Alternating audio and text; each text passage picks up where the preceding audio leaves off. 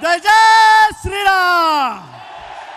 भारत माता की, छत्रपति शिवाजी महाराज की जय शिवाजी, जय शिवाजी, जय शिवाजी। कि इंडी गठबंधन का जो मुख्य दल है कांग्रेस, वो कांग्रेस इतनी बुरी तरह हार रही है, इतनी बुरी तरह हार रही है कि उनके लिए मान्य विपक्ष बनना भी मुश्किल है। मेरा ये चैनल सब्सक्राइब करें और मेरे हर अपडेट आपको मिले, इसके लिए बेल आइकन जरूर दबाइएगा। आप सभी को मेरी ढेर सारी शुभकामनाएं। पूरे विश्व में सामाजिक, राजकीय, शैक्षणिक हर सबके मन पर राज करने वाले मोदी जी जोर से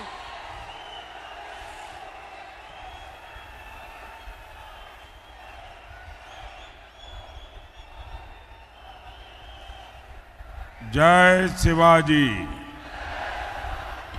जय शिवाजी, जय शिवाजी।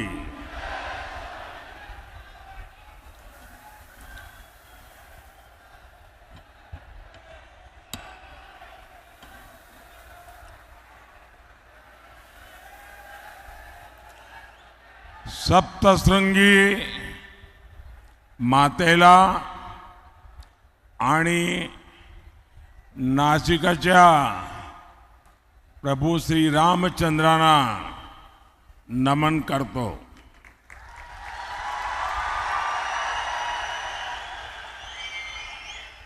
कल काशी में मैंने बाबा विश्वनाथ और काल भैरव का आशीर्वाद लेकर नामांकन किया और आज यहां त्र्यंबकेश्वर की धरती पर हूं। भगवान कालाराम की धरती पर हूं। मैं सभी को प्रणाम करता हूं। साथियों, आपकी सेवा यही मेरे जीवन का सबसे बड़ा लक्ष्य है।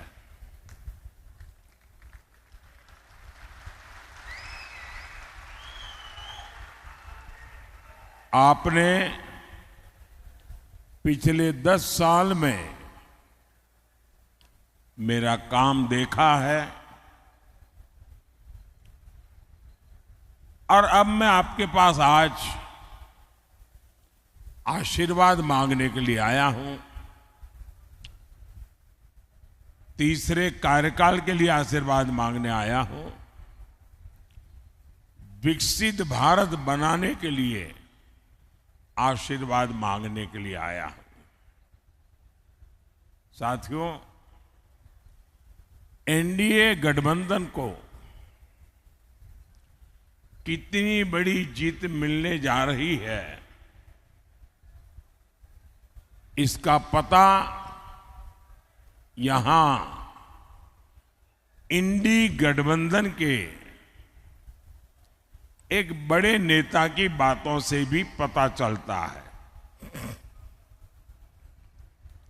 वो जानते हैं कि इंडी गठबंधन का जो मुख्य दल है कांग्रेस, वो कांग्रेस इतनी बुरी तरह हार रही है, इतनी बुरी तरह हार रही है कि उनके लिए मान्य विपक्ष बनना भी मुश्किल है।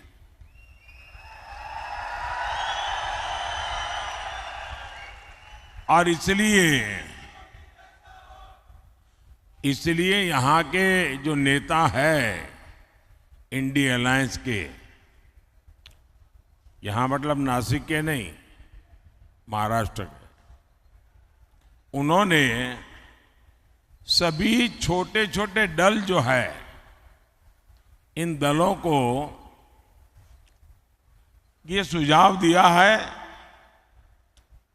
कि चुनाव समाप्त होने के बाद इन सभी छोटी पार्टियों ने कांग्रेस में मर्जर कर देना चाहिए, यानी अपने अपने शटर बंद कर देने चाहिए, क्योंकि उनको लगता है कि अगर ये सभी दुकानें उस दुकान में मिल जाएगी तो शायद इतना नंबर हो जाए ताकि वो मान्य विपक्ष बन जाए। ये हाल है इनका। साथियों, ये नकली शिवसेना,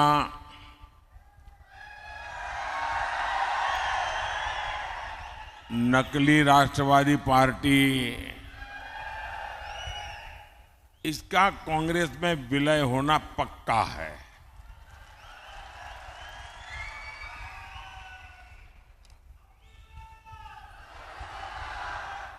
और जब ये नकली शिवसेना का कांग्रेस में विलय हो जाएगा, मुझे सबसे ज्यादा याद बाला साहब ठाकरे की आएगी, क्योंकि बाला साहब जी कहते थे जिस दिन लगा कि शिवसेना कांग्रेस बन गई है, उस दिन शिवसेना समाप्त कर दूंगा। मतलब अब नकली शिवसेना का अता पता भी रहने वाला नहीं है। और मुझे लगता है ये जो विनाश हो रहा है, ये बाला साहब को सबसे ज्यादा दुखी करता होगा। साथियों, नकली शिवसेना ने बाला साहब के हर सपने को चूर चूर कर दिया है। बाला साहब ठाकरे का सपना था अयोध्या में भव्य राम मंदिर का निर्माण हो।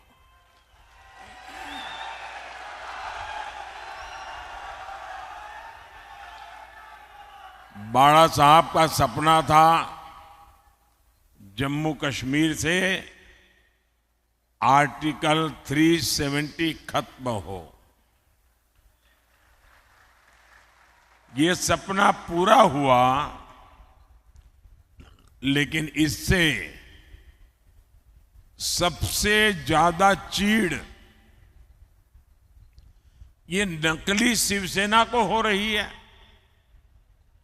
कांग्रेस ने प्राण प्रतिष्ठा के निमंत्रण को ठोकर मारी। नकली शिवसेना ने भी वही रास्ता चुना। कांग्रेस के लोग मंदिर के लिए अनाप शनाप बातें कर रहे हैं और नकली शिवसेना एकदम चुप है। इनकी ये पार्टनरशिप पाप की पार्टनरशिप है और पूरे महाराष्ट्र के सामने इनका पाप एक्सपोज हो चुका है। साथियों, ये नकली शिवसेना वाले उस कांग्रेस को सिर पर उठाए घूम रहे हैं जो कांग्रेस वीर सावरकर जी को दिन रात गालियां देती है। महाराष्ट्र की स्वाभिमानी और राष्ट्रभक्त जनता ये जब देखती हैं, ये जब सुनती हैं, तो महाराष्ट्र के लोगों का गुस्सा 7वें आसमान पर चढ़ा हुआ है। लेकिन अहंकार शिवसेना, नकली शिवसेना में इतना आ गया है कि उनको महाराष्ट्र के लोगों की भावना की भी कोई परवाह नहीं है, उनको कोई फर्क नहीं पड़ रहा है।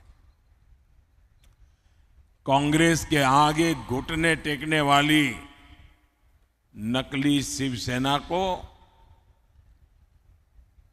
सजा मिलना देने का मन पूरे महाराष्ट्र ने बना लिया है। और 4 चरण के जो चुनाव हुए हैं, इन चारों चरण में इनको चारों तरफ से चित्त कर दिया है जनता ने।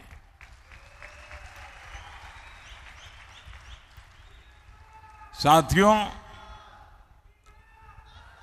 आज मोदी गरीब को मुफ्त राशन दे रहा है। आज मोदी गरीब को पक्के घर दे रहा है, बिजली कनेक्शन, हर घर जल, उज्ज्वला का गैस कनेक्शन दे रहा है। हमने कभी भी न किसी का धर्म देखा है, न किसी का धर्म पूछा है। योजना सबके लिए बनाई जाती है, सबको योजनाओं का लाभ दिया जाता है, लेकिन कांग्रेस की नीयत रही है, इसका बहुत बड़ा खुलासा आज मैं 140 करोड़ देशवासियों के सामने करना चाहता हूं। और भगवान राम की ये धरती है एक प्रकार से, तो मुझे लगता है कि गंभीर विषय यहां पर उठाना ज्यादा अच्छा होगा। साथियों, कांग्रेस की सोच है कि देश की सरकारें जितना बजट बनाती है उसका 15% सिर्फ और सिर्फ माइनॉरिटी पर खर्च हो, यानी धर्म के आधार पर बजट का भी बंटवारा, धर्म के आधार पर इन्होंने देश को बांटा। और आज भी वो धर्म के आधार पर भांति भांति के बंटवारे करने में लगे हुए हैं। कई साल पहले कांग्रेस ने धर्म के आधार पर बजट के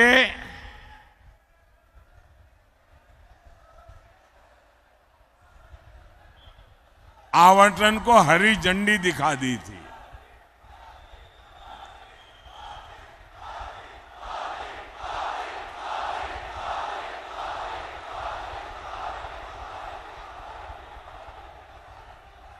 जय श्री राम,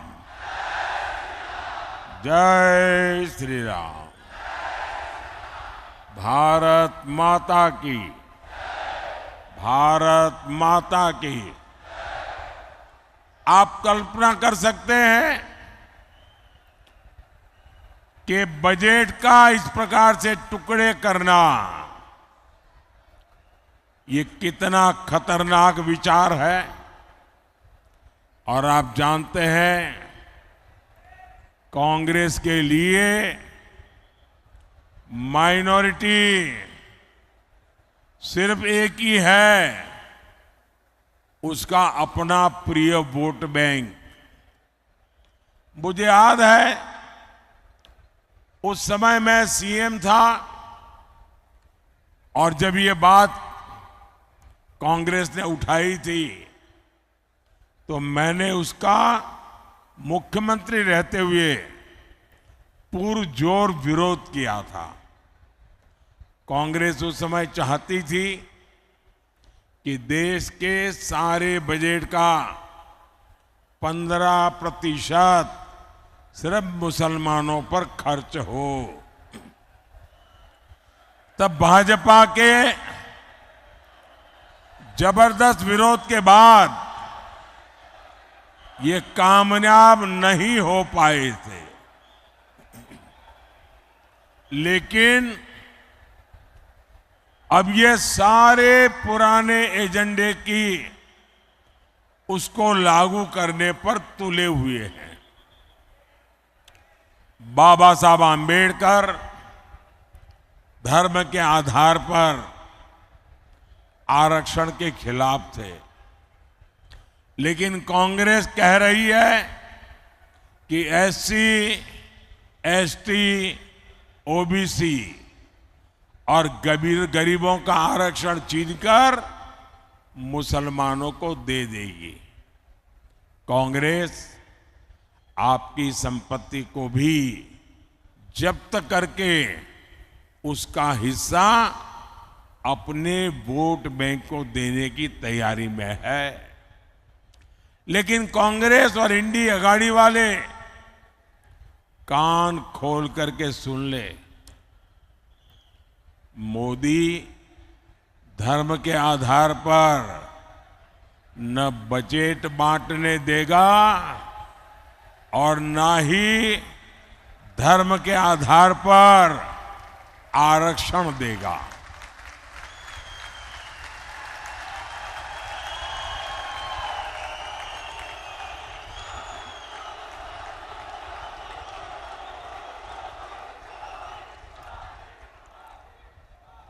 वंचितों का जो अधिकार है, वंचितों का जो अधिकार है, मोदी उसका चौकीदार है।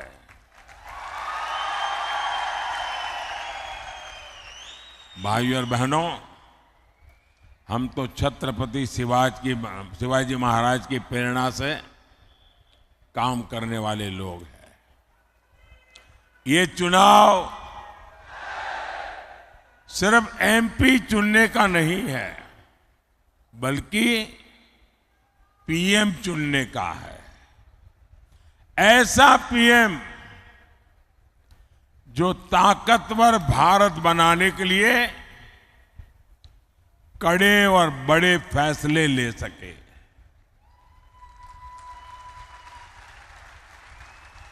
आप देखिए, कोरोना का इतना बड़ा संकट काल आया, भारत ने इसका डटकर मुकाबला किया, कोरोना को हराया। इसमें आरोग्य विभाग में हमारी बहन भारती पवार जी, जो इस विभाग को देखती थी, उनका शांत और सेवा भाव बहुत काम आया। आज कोरोना के विरुद्ध भारत की लड़ाई की प्रशंसा पूरी दुनिया कर रही है। भारती जी के प्रयासों से यहां नासिक जिले के गांवों में करीब 600 आयुष्मान आरोग्य मंदिर बने हैं। यहां दर्जनों जन औषधि केंद्र खुले हैं। इन केंद्रों पर 80% डिस्काउंट पर दवाएं दी जा रही है। इतना ही नहीं, नासिक की 2 लाख से अधिक गर्भवती महिलाओं के खाते में 6-6 हजार रुपया भेजा गया है। सिकल सेल एनीमिया से मुक्ति हो या फिर बच्चों का टीकाकरण, सरकार ने गरीब कल्याण का प्रयास पूरी ईमानदारी से किया है। साथियों, आपके स्वास्थ्य को लेकर अब तो मोदी ने एक और बड़ी गारंटी दी है। अब महाराष्ट्र के सभी परिवारों के 70 साल से ऊपर के जो बुजुर्ग हैं, उनको 5 लाख रुपए तक का मुफ्त इलाज, ये मोदी की जिम्मेवारी रहेगी।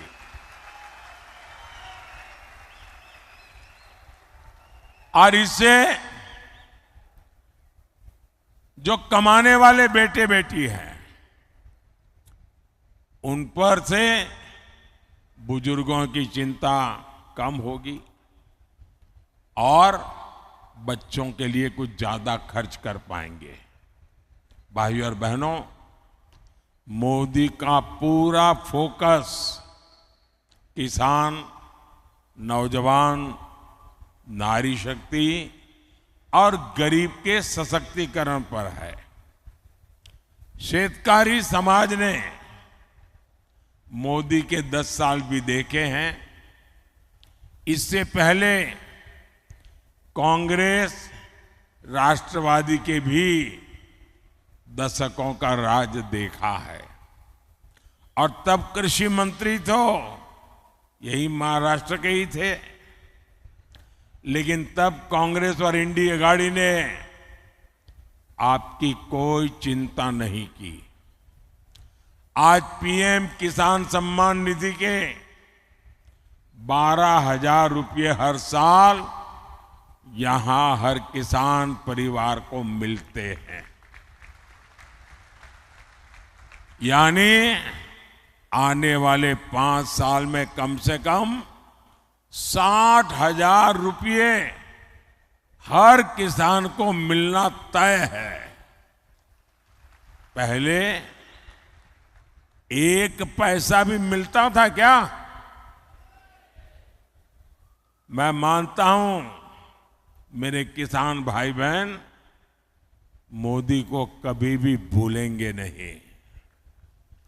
कांग्रेस के राज में किसानों के लिए झूठे पैकेज घोषित होते थे। कोई किसान बता दे,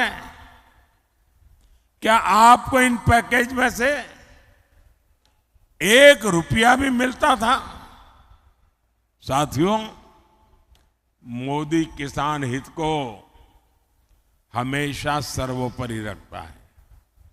नासिक और ये क्षेत्र तो प्याज और अंगूर की खेती के लिए प्रसिद्ध है।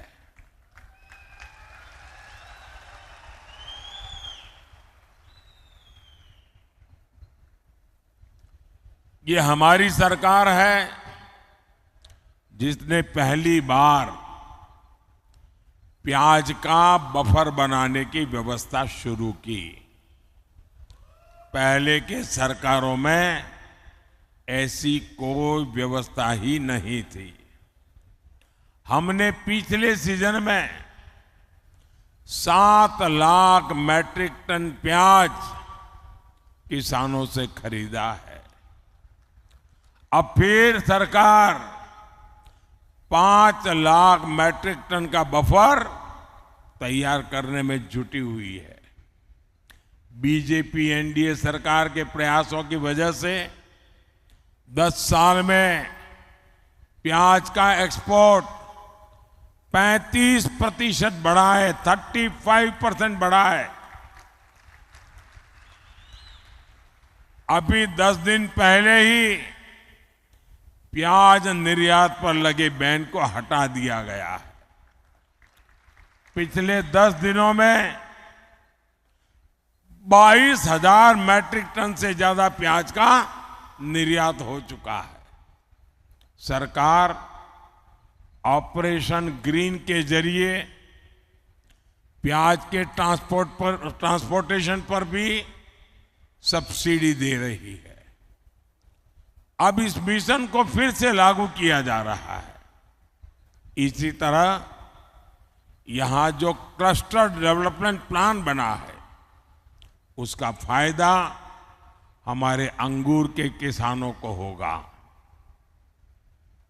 साथियों, जन कल्याण की ऐसी ही गारंटियों को पूरा करने के लिए डिंडोरी से बहन भारती पवार जी और नासिक से शिवसेना के हमारे साथी हेमंत गोडसे जी को भारी मतों से विजयी बनाना है।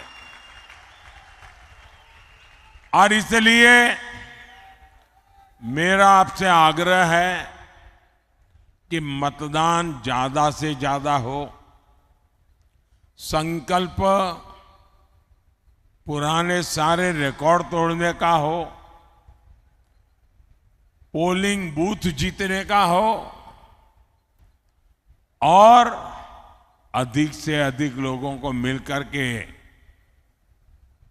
भारतीय जनता पार्टी और एनडीए अलायंस को आप विजयी बनाएं, एक मजबूत सरकार बनाएं, आपका भविष्य भी उज्जवल हो, आपको बच्चों का भी भविष्य उज्जवल हो। इस गारंटी के साथ मेरे साथ बोलिए, भारत माता की, भारत माता की, भारत माता की। बहुत बहुत धन्यवाद।